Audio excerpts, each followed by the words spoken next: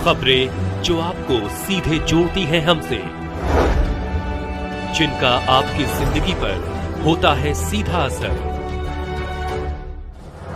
खबरों की वही तस्वीर,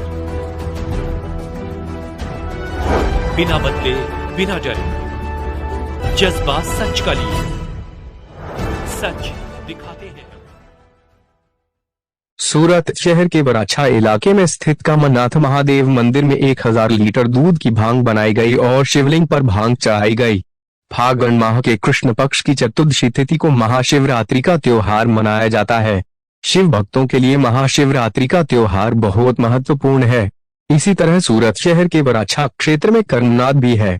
महादेव का मंदिर कर्मनाथ महादेव के मंदिर में दर्शन के लिए हजारों की संख्या में लोग उमड़ते हैं। आज 1000 लीटर दूध में भांग बनाकर शिवलिंग पर चढ़ाया जाता है और लोगों को प्रसादी के रूप में दिया जाता है। सूरत से कृष्णा राजपूत की रिपोर्ट।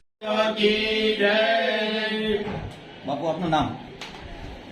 મારું નામ દાસભાઈ ગામ છે। હું કર્મનાથ મહાદેવમાં રહું છું।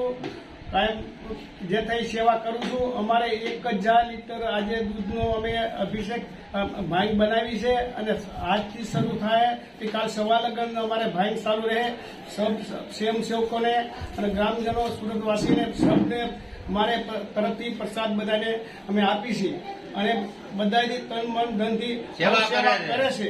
એવો અમે અહીંયા માણસો આવે છે અને મંત્રી બાપુને બોલો। જય મહાદેવ, જય કર્મનાથ। આ તો એક અલગનો ઓટલો છે, દાદાનો દરબાર છે અને આનો ભંડાર કાયમ માટે ભરપૂર રહે છે। નાના મોટા કોઈ અહીં ગણવામાં આવતા નથી અને બધાને અહીંથી શુભ આશીષ મળે છે।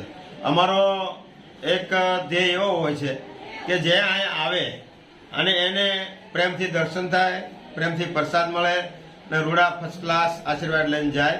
અમારો આજનો આખો દિવસનો કાર્યક્રમ આ ભરપૂર રહેશે। સાંજે 9 વાગ્યાથી કીર્તન ભજન શરૂ થાય જ્યાંથી 1-2 વાગ્યા સુધી અને આજે અમારે નોર્મલ ભાંગનો પ્રસાદનું વિતરણ હોય। તે નાનું 2 વર્ષનું બાળક પી શકે, 80 વર્ષના વૃદ્ધ પણ પી શકે અને કોઈ અસર હોતી નથી।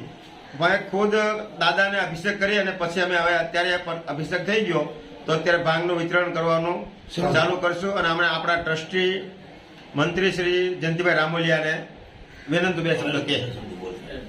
સૌ જનતાને કર્મનાથ મહાદેવના આશીર્વાદ જય મહાદેવ। કર્મનાથ મહાદેવ મંદિરમાં ઘણા વર્ષોથી આ રીતનો ઉત્સવ ઉજવાય છે અને સમય જતા અત્યારે મંદિરનું નવું નિર્માણ થયું છે જેથી કરીને પબ્લિકનો પણ બહુ પ્રસાદ છે અને સવારથી સાંજ સુધી સવારથી ભાંગનો પ્રસાદ ચાલુ છે। રાતના 12 વાગ્યાથી પ્રસાદ શરૂ રહે અને ધૂન ભજન પણ કાર્યક્રમ રાખવામાં આવેલ છે અને અહીંયા વિવિધ પ્રકારની બધી જ કામગીરીઓ કરવામાં આવે છે।